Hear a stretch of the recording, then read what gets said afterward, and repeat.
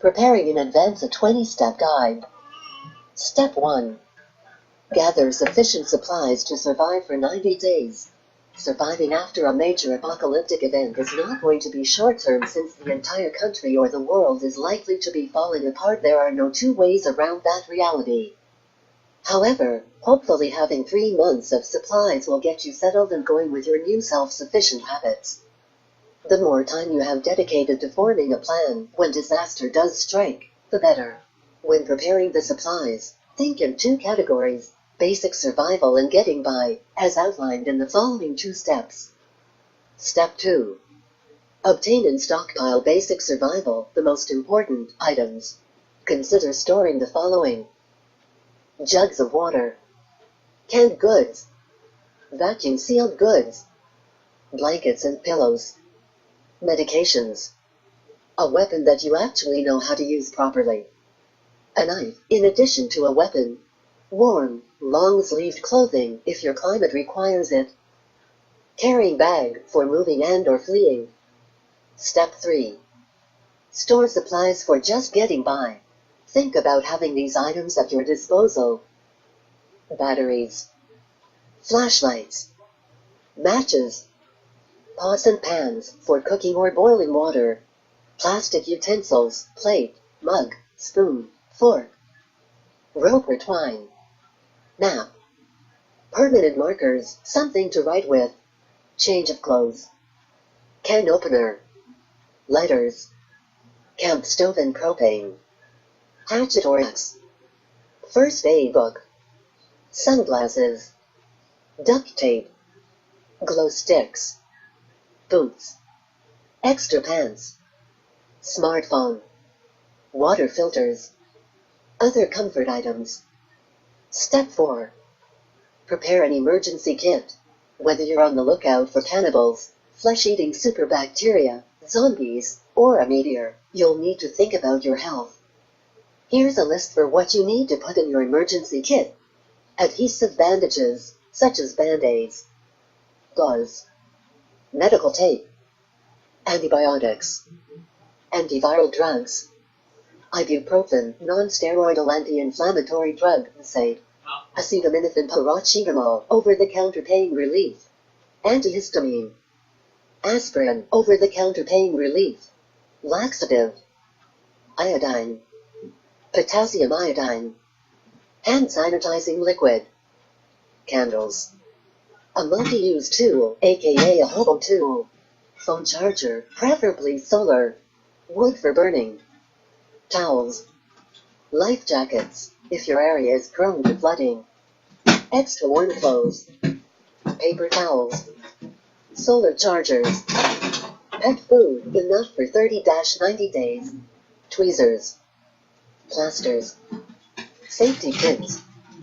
thermometer, super glue, toothpicks, needles. Step 5. Keep yourself healthy against everything. You'll be dealing with everything from cuts to dysentery. Hospitals will cease to function and exist, so simple problems will seem a lot more daunting. If you or a family member has a specific ailment, stockpile medications for that, too. Step 6. Plan how to prepare for the messier sides of the long term. That's a nice way of saying, everybody poops. To keep hygiene from being an issue on top of everything else, pack the following. Toilet paper, a couple rolls will suffice. Menstrual products, toothbrush and toothpaste, plastic garbage bags and ties, shovel or trowel, bleach, soap and shampoo. Step 7. Set up a communication system. Everyone in the household and close family and friends should have a communication system to communicate with family and friends. Communicate secret locations with your family members and friends using a radio. Keep batteries with your radio. The last thing you want is to presume you're prepared when you're really not. And if you have a loved one you're taking care of, make sure they have a radio and you're not keeping both of them for the two of you. When all else fails, work out how you will contact each other. This is when your permanent markers will come in handy. If the apocalypse strikes and you have left the house, write down where you are going, when you left, and if when you'll be back on the wall, on a rock, on a nearby car, wherever you can find. Step 8. Use diesel-powered vehicles. Hoarding gasoline won't work. The chemicals that once kept it fresh will degrade it in time. After a year or so, it goes bad. Chances are gas stations will run out of gasoline, but there could be some diesel left. In addition, all military diesels can run on other fuels as well, from rotten kerosene to fermented leaves. So invest in something that can handle the harder fuels. In said vehicle, it's equally as likely that you'll be in it when all breaks loose, so pack a survival kit to keep in your car as well. Is there such a thing as being too prepared? If this isn't an option, make sure you have a bicycle laying around somewhere that's fully functioning. There will be a point when you need to cover large distances in a short amount of time. Step 9. Become a good shot. Depending on the circumstances surrounding the apocalypse, knowing how to handle a gun can mean the difference between life and death. Particularly if you'll need to hunt or defend your home against violence. If it's legal to do so where you live, it might be a good idea to purchase a gun ahead of time and become proficient at using it. Be sure to exercise gun safety at all times. For starters, always keep the muzzle pointed in a safe direction. Unload a gun when not in use. Always treat a gun as though it is loaded, even when you know it isn't. Keep the gun where children cannot access it. Be sure of your target and what lies beyond it, and regularly have the gun serviced by a firearms professional. Regardless of who or what you'll be facing, this is probably a good idea. Anything menacing needs to be kept far, far away. Whatever or whoever your enemy, shooting them will probably increase your chances of not being attacked or eaten. Unless the apocalypse is due to some bacteria that's floating around in the air. In that case, get a gas mask. The people/zombies/menacing forces will probably still see you as an enemy. Step 10. Learn how to hunt. Master the art of the snare trap. If you're really scrappy with it, you need nothing but what nature provides you. If you're on the ocean or near a body of water, get to fishing or fly fishing. Your stock of baked beans and spaghetti-o certainly isn't going to start spawning miraculously. Take a hint from Katniss and start honing your archery skills. Once you've got a reason, learn how to make your own bow. Step 11. Read up on disaster preparedness. Take the time to read through Wikihoe's disaster preparedness section. Read as many non-fiction books about disaster preparation and survival essentials as you can. Consider reading some novels about the apocalypse as well, but don't rely on these for accurate advice, since you won't necessarily know how much effort the author put into research. Examples of books to read include The Road by Cormac McCarthy, Lucifer's Hammer by Larry Niven, Alas, Babylon by Pat Frank, Earth Abides by George R. Stewart, Stephen King's The Stand, and The Day of the Triffids by John Wyndham are all great places to start, even if the apocalypse doesn't end up coming anytime soon. You've already read The Hunger Games, right? Step 12. Become less dependent. If we're all honest with ourselves, what kind of world could we recreate without others?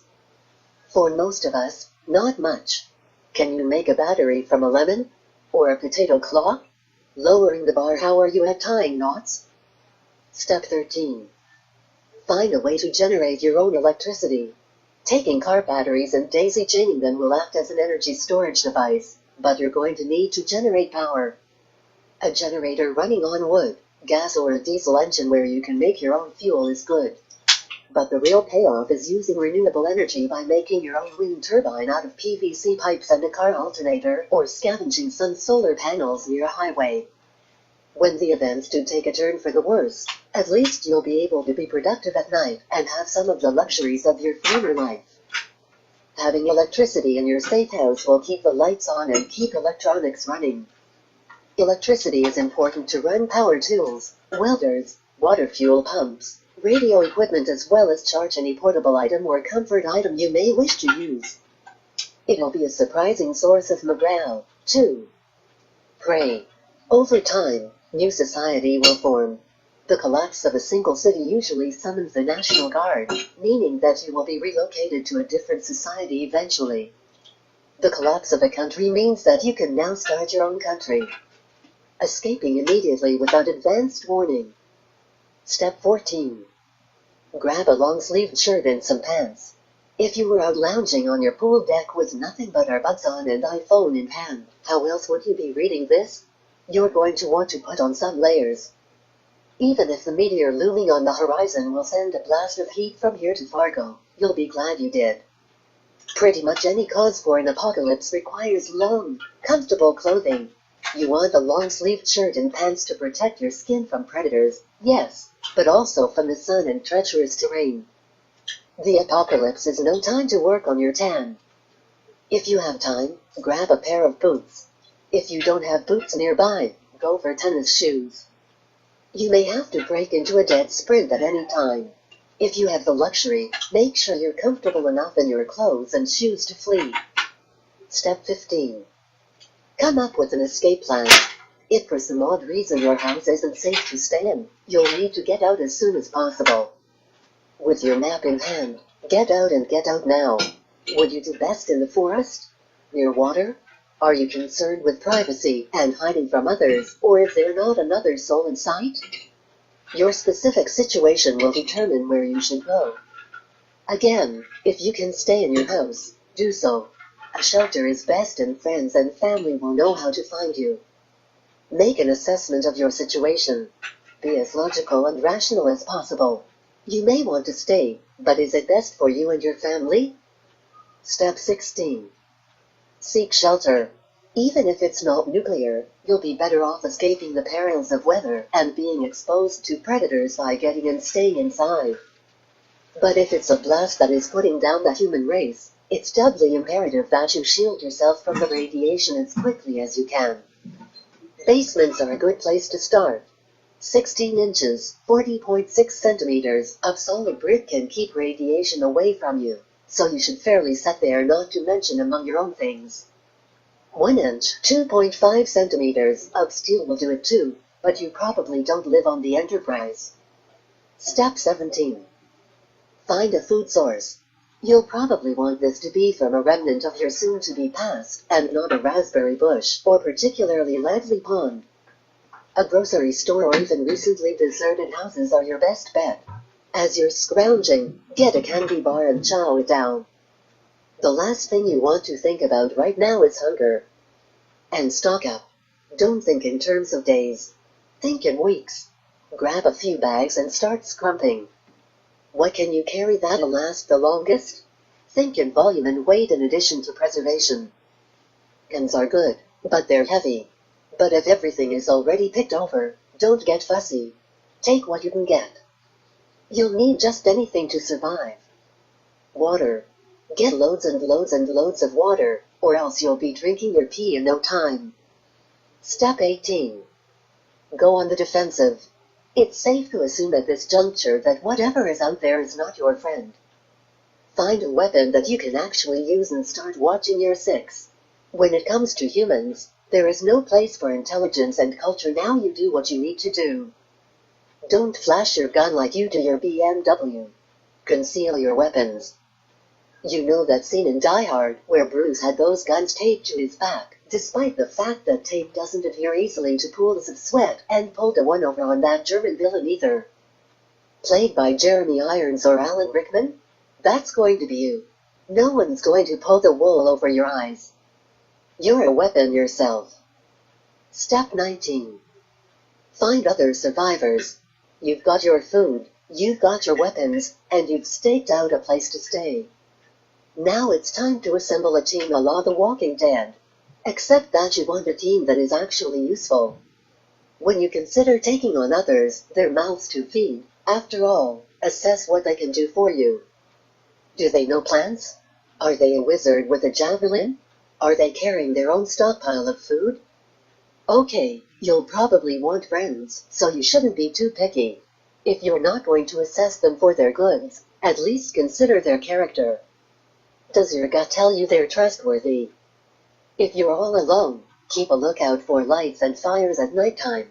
If you see one or more, consider venturing out yourself to make new best friends, but only if you think the end would justify the means. How far away is the light?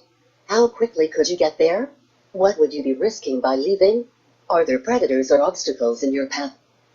You may be better off being alone, for now. Step 20. Stay positive. This will arguably be the hardest thing, especially if you're alone or wounded.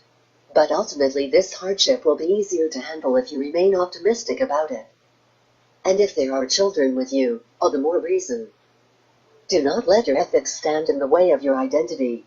The rules are different now. Just because you decided someone isn't pulling their slack and the team should, therefore, cut their losses doesn't mean you've turned into an animal. Assess your moralities as you see fit, but understand that the world is a much different place now and you must adapt to it to stay alive and fruitful. If you enjoyed this video and wish to continue to view my content, please join my cult. To join my cult, click subscribe, then click the bell to activate all notifications. Always thumb up every video. Thank you until next time.